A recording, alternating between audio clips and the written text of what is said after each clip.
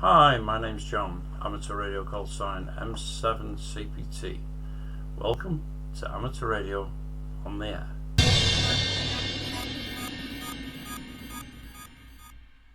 If you haven't watched my first video about the HF secrets, I recommend you do so now. I'll place a link up here for you to do so. In this video, I'm just going to be answering a couple of questions about takeoff angles and ideal types of aerial. Also, I asked a question at the end of the first video that I now have the answer, and as promised, this is the follow-up. The first thing to bear in mind is the maximum usable frequency. This is determined by sending a radio signal straight up into the ionosphere and seeing if it bounces straight back. The highest frequency that this bounce back actually occurs at is known as the maximum usable frequency. Now, when it comes to actual practical use, the frequency that is available to you will be slightly above the maximum usable frequency.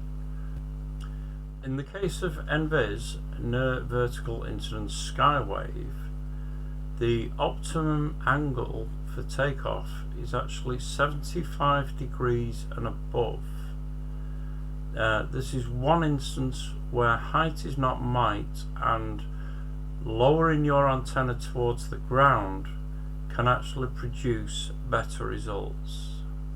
The type of antenna I would recommend for use in this scenario is a horizontal dipole close to the ground. As you can see from this far field plot produced by a dipole at a very low level, the central lobe suddenly gets reflected quite high by the ground. The height of your antenna will determine just how many of these lobes appear and how effective they will be. So try some experimentation. DX contacts, or contacts with other continents, will have a takeoff angle of between 2 and 8 degrees above the horizon. In this instance, a dipole would have to have considerable height above the ground in order to give a decent signal.